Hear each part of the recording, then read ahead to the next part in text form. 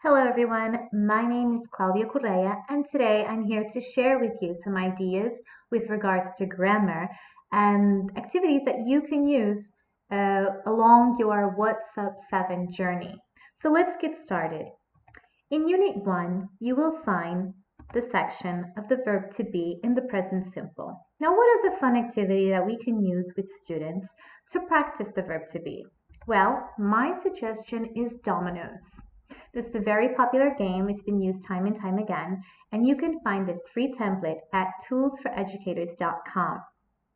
Print out as many sets as you need, divide the students into small groups, and have them play a game of dominoes in which one end must match the other. In this case, you will have a short answer form and you'll have a question. So for instance, for the short answer form, yes, she is, a student might match this with, is Martha in London? If, on the other hand, the student decides to use, are you a teacher? They can match it with, no, I'm not, and take it from there. So it's a fun way to practice the verb to be in the present simple, short form answers, and question forms.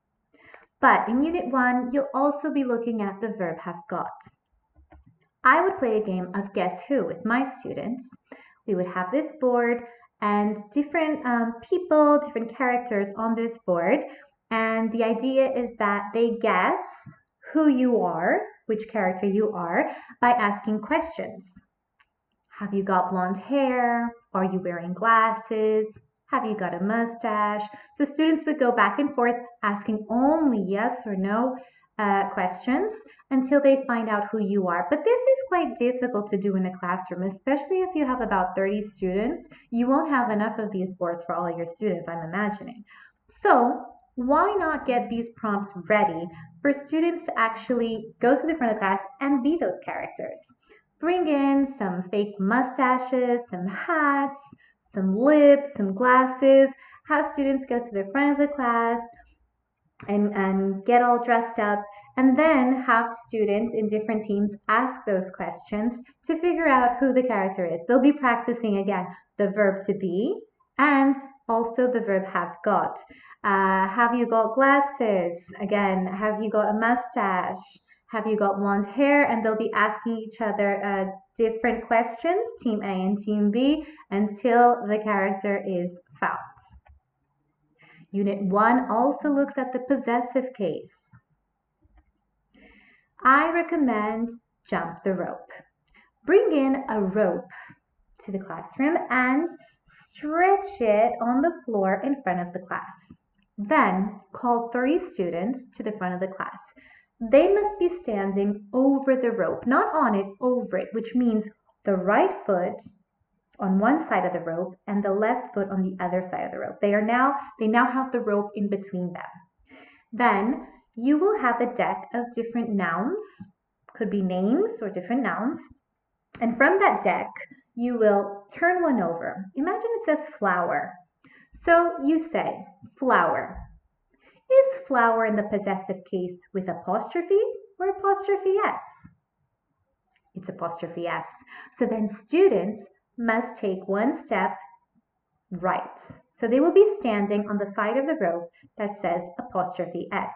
Now, however, let's imagine the noun is boys. Students will have to take a step on the other side of the rope where there's only an apostrophe.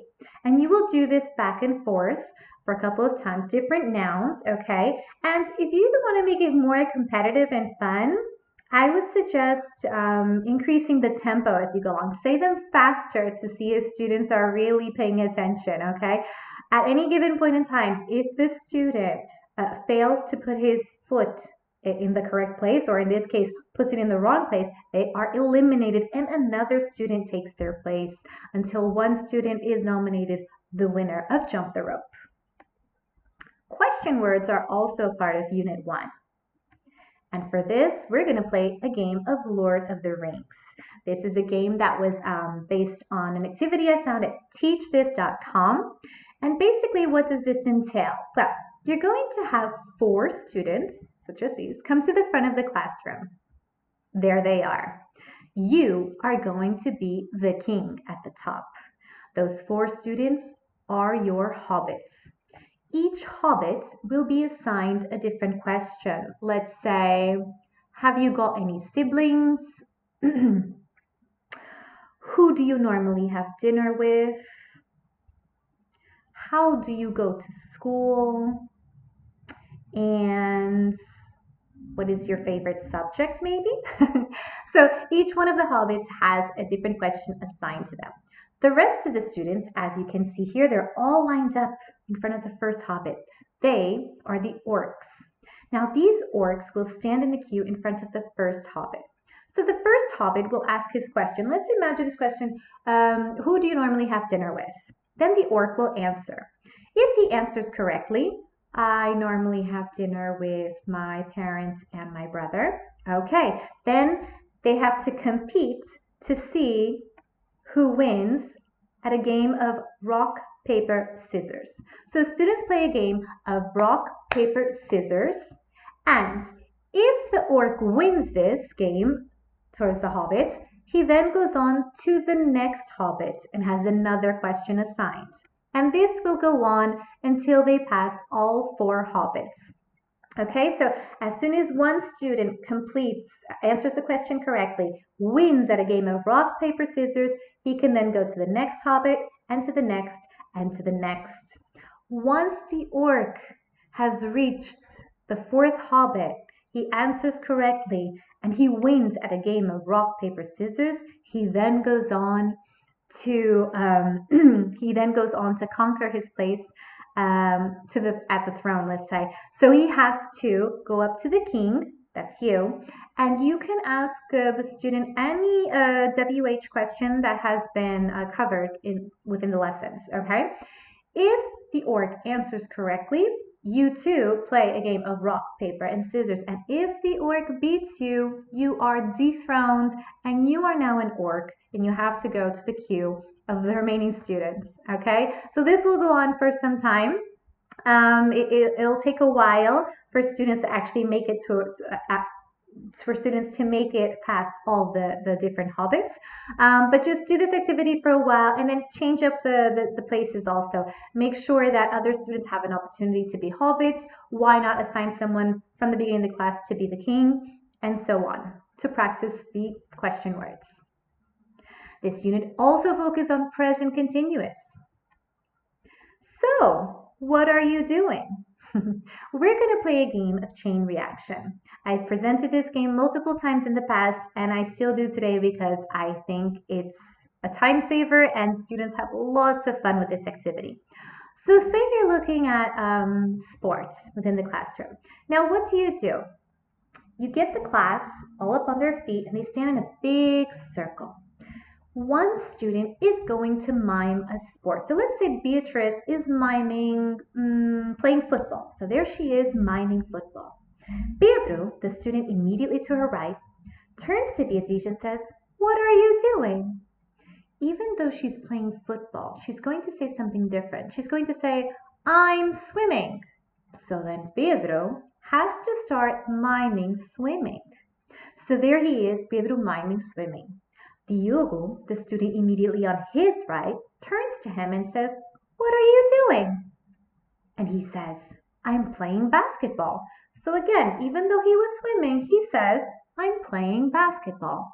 So then Diogo has to start miming playing basketball. And this will continue as a chain reaction until all students have participated, okay? So they're getting a good practice of not only the vocabulary set of sports, but they're also using the present continuous tense and in a very fun way. We know students sometimes are very tired of constantly sitting at their desks and doing assignments. So getting them up on their feet, every now and again is actually very good for them. They really appreciate it too. And the same activity can be applied, for instance, to household chores. So again, the same scenario, but this time instead of miming different sports, students will be miming different household chores. Moving along to Unit 2 in your WhatsApp 7 book, Prepositions of Time. So I'm going to go back to an activity that I used previously to also explore prepositions of time. That activity, dominoes.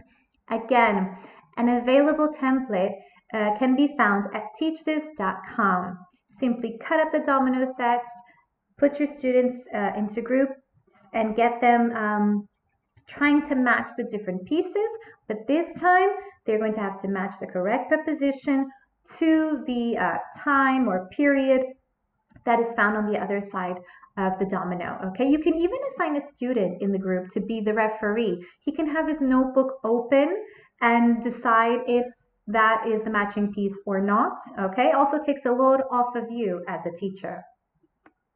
Unit 2 also looks at possessive pronouns. And here you can have a go and visit ESL Games Plus. Simply search for Kitten Race and you'll be sent to this interactive game, which basically has, it's a race. You can do this in different teams to see who has many points, who has more points. And the students within an allotted time have to complete the sentence with the correct possessive pronoun. Okay, it's already prepared for you. It's interactive and students find this game really fun. So have a go and let me know how it goes. Also in this unit, adverbs of frequency. For that, visit allthingsgrammar.com. They will give you a free template of a board game with adverbs of frequency. For this game, you will need a die and maybe a sand clock or any type of timer. So the students have to roll the die twice, one to find a number from the top and one to find a number from the left-hand side, okay? Then there will be questions, and when you land on a question, basically the student has 1 minute in which they must talk about the question that is there. If you land on an ask any question square, a student can ask another student any question just as long as it includes an adverb of frequency. Okay, so very good speaking activity as well, and they're practicing the use of adverbs of frequency and their position in the sentence. Present simple or present continuous. This is something that will also be explored in Unit 2 of the What's Up 7 book. So why not play a game of Battleship? I'm not sure if you're familiar with the game, but basically, if you go to a shop, the game board is, you have two different tables, let's say, for two different opponents. And they have to position their ships strategically so that the other player doesn't sink their ship. So as we can see here, this little ship has three little spaces in which the other student will have to guess where the chip is to then sink it. Okay, however, again, just like the Guess Who game, we don't have those resources available for us in class. So what we could do is, for instance, create our own template. This is a very basic template here.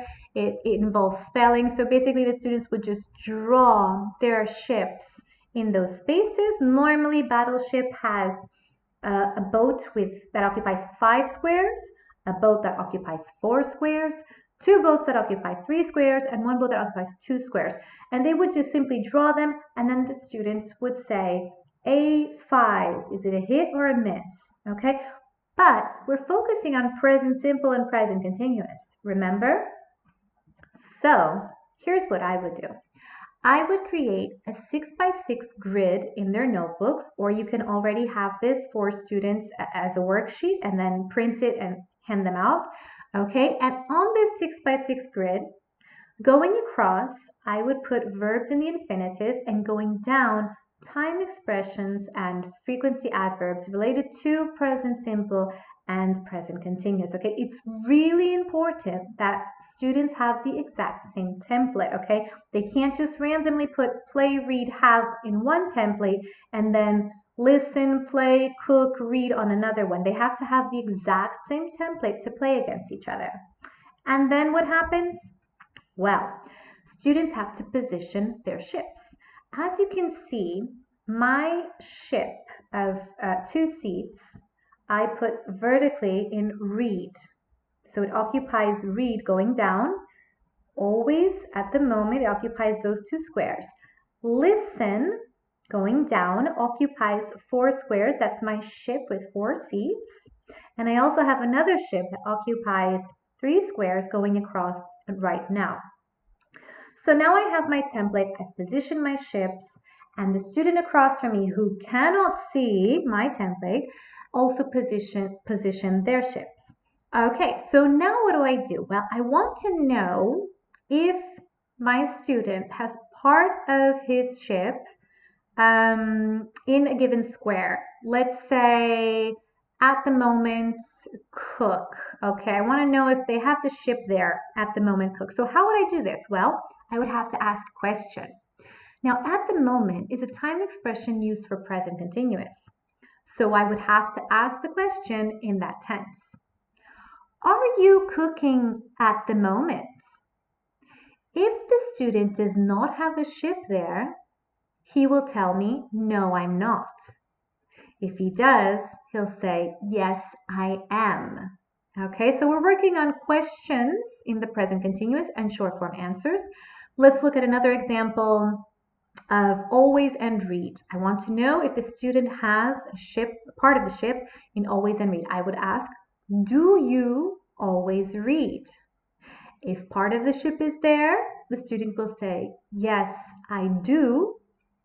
If not, no, I don't. Okay, so they're practicing both the present simple and present continuous, asking questions and short form answers. Okay, it takes some time to actually get students to design this and understand this game, but once they do, they're going to have lots of fun trying to figure out if they landed on their opponent's ship, if it's battleship, if not. It's going to look something like this on the right hand side. So again, I'm always going to mark down on my template my opponent's answers. Okay, so I'm going to put a cross wherever he told me that there isn't a ship, and I'm going to put a tick every time he says yes.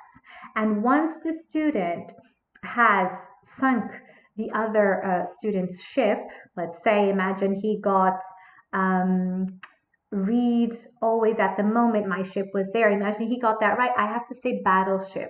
So once my ship is complete, I have to say battleship. Okay, so a very fun activity. Make sure you go over the instructions carefully with your students. Make sure they understand. And once that's done, it's gonna be a really fun activity. And also tune in to make sure that the students are in fact using the present continuous and present simple correctly. That's the point of the game as well. Now moving on to Unit 3 of your What's Up 7 book. It focuses on the past simple of the verb to be. And here you have an array of options at bamboozle.com, and there's actually one. If you go to game code 16169, they have an activity for students to complete sentences in the negative, affirmative, interrogative with the verb to be in the past simple. Okay, if you're not familiar with Bamboozle, it's an interactive game site created. It has loads of templates, lots different activities. I chose this one specifically to explore the verb to be in the past simple. You can have up to 4 teams. You can even assign for there to be a timer so that students have only a limited time to answer the question. And then it also has some surprises in the middle. It can give you extra points. Students can swap points. One team can take away points. So it's always a mystery, and that's why they really enjoy this website. Past simple of irregular verbs can also be explored through games. Why not play a game of Perfect Peter? Here's another activity that I also use and have presented in the past because I think it's a time saver and students also enjoy it. What do you need? Well, you need 2 sets of flashcards with verbs in the infinitive. Okay, so I'm going to have 2 sets, and those 2 sets should have the same amount of verbs as the students in the class. So let's say I have 30 students in the class. I'm going to have 2 sets of 30 verbs in the infinitive on one and 30 in the other. Okay, so we're going to have 60 total. With 1 set of the verbs in the infinitive, I'm going to glue them with glue tack on the board. I'm simply going to put those flashcards all aligned on the board. And then I'm going to give each student a flashcard with a verb. Okay, so we're going to have the same verbs that are on the board I'm also going to distribute them among my students. And then how is this going to play out? The first student, let's say, is going to say, Perfect Peter played football yesterday. Perfect Peter played football yesterday. The student in the class with the verb play must stand up, go to the board, and take down the verb play. He will then say the sentence in the negative. No, no, no, no, no. Perfect Peter didn't play football yesterday. Now the student has to choose a different verb from the board. Perfect Peter read a book yesterday. So then the student who is sitting down that has the verb read in his hand will then stand up, go to the board, take down read, and say, no, no, no. Perfect Peter didn't read a book yesterday. Perfect Peter went to a party yesterday, for instance, and so on and so on. So the idea is that each student is going to participate, is going to say a sentence in the negative, past simple, and then bring it back to the affirmative of the past simple, and each student will participate. This student, or the last student with the verb in his hand, doesn't win. But the idea here is to get them practicing the negative and affirmative of the past simple, which sometimes students tend to forget. When it's didn't, you have to put the verb in the infinitive and not when it's in the affirmative. So that confusion can be very easily overcome with a game such as this.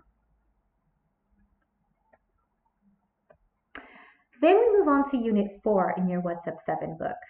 And here we have prepositions of movement, okay? Prepositions of movement, you also have these pictures that will guide your students to kind of understanding how they work, and they can use this when they play tic-tac-toe, okay? So students are going to be divided into two teams, and they're going to have a grid such as this, and they're going to play a game of tic-tac-toe, okay? Which means you have to make a line across, vertically, or diagonally for your team to win. So the first student from the first team must say a sentence with a preposition of movement in the square that he would like to land. Okay, let's imagine up. He would say, the dog jumped up the ladder and chased the bird, I guess. Not a very imaginative sentence, but they would have to come up with a sentence using a preposition of movement to get that square, okay? This template is available at eslounge.com. You also explore the past continuous in Unit 4. And here, we're going to provide them with a memory challenge. So find a picture, very busy picture such as this one. You can also find some on Google, the storybooks of Where's Waldo, for example. You can find different pictures there, different sets. The busier, the better. Why? Students are going to be given a picture such as this, and they're going to look at it for about 15 to 20 seconds. That's it, 15, 20 seconds. They just have to look at it, no writing, no nothing. They just have to memorize as much as possible.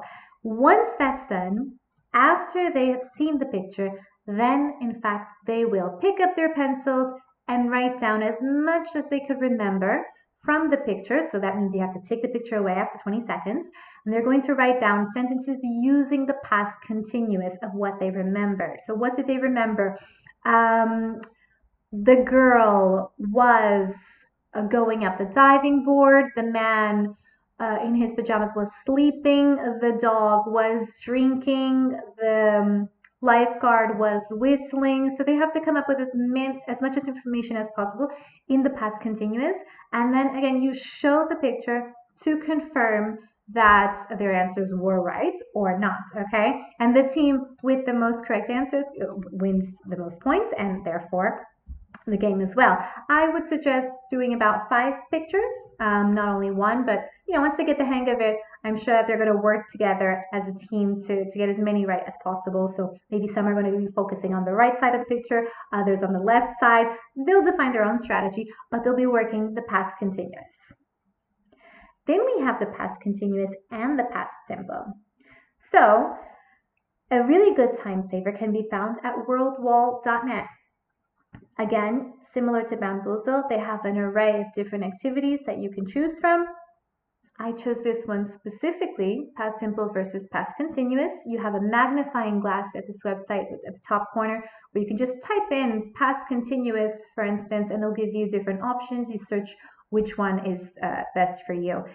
Here in this activity, students are given different sentences and then they must complete it using the past simple or past continuous. So what you can do, again, divide the class into 2 teams, play a game for one team, okay, see how many points you got, and then move on to the other team and play similar activity and see how their past simple, past continuous knowledge is. Also, in this unit, you'll be working with the comparative and the superlative. So what can we do here? Well, if you go to teachthis.com, once again, they will give you some cards for you to play a game. And the idea here is that you divide the class into small groups. Each group will be given a deck of topic cards and a deck of adjective cards. One student will be responsible for the topic cards for now. So the topic cards are facing up. The adjective cards are facing down. And the idea here is that one student chooses a topic card and shows the classmates. Okay, sports. One of the students then must choose 2 adjective cards. So he turns over 2 adjective cards. Imagine he chooses slow and good. Okay, so that student must come up with 2 sentences related to the topic sports using the adjective slow and good. For instance, let's say Formula 1 is better than football. I don't know. Some students might think that. Or something along the lines of Cristiano Ronaldo is slower than Messi. Not that I agree, but they could say that. The most important thing here is that they use these topic cards relating to the topic. They use all these cards relating to the topic, and they use the slow and good adjective cards also related to the topic. Now, the student with the topic cards can also decide what the other student's going to say, if they're going to use the comparative or the superlative, or one of each, or both. Okay, so it's up to the person who has the topic cards. Once all students in the group have participated, the topic cards deck moves on to another student, and so on, so that all students can participate, okay? And make sure, again, you're tuning in and listening to your students. Make sure that you're using the comparative and superlative form correctly as you go along. And Unit 5 brings you Future with Will. Here, I suggest going to learnhip.com. All right, there's a section there that says what happens next, and this website will provide you with short videos, let's say, okay? So you have a short video here, as you can see, there's a boy on a sledge and there's a dog in front of him, and you click on short version. It'll show you part of the video. And the idea here is to get your students guessing what will happen next. Based on that short video, what will happen next? So students have to place in their bets. You can even bring in poker chips, why not? And have them bet on how confident they are that they know what will happen next, okay? So once students have given their answer and displayed and shared with the rest of the class what they think will happen next, then you click on full version and you see the whole video and students can see what will happen next.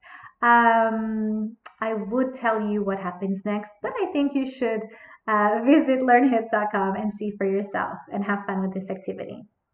Still to come on Unit 5, modal verbs. Modal verbs can be tricky with many students, especially if they are constantly used to translating it to Portuguese, and many words have a similar meaning in Portuguese. And here they're going to have different meanings. To get them to work with this better, again, you can go to wordwall.net and explore. There's a different template here, as we can see, in which students have 15 different squares, and they choose a square, you tap a square, and then it turns over. A sentence will appear, and students have multiple choice. They must choose the correct answer, might not or may in this case, and then they will be awarded points. Again, you can do this in 2 teams, you can do this as a group activity to revise, or even as a pre-activity to see how much they already know about modal verbs. And there's also the 0 and first conditionals in this unit. So why not visit eslkidsgames.com to practice first conditional with a board game, okay? This template here, this board game that you see is all interactive. You don't need a die, you don't need a timer. You simply have to choose the different teams. As you can see, there are 5 pawns, okay?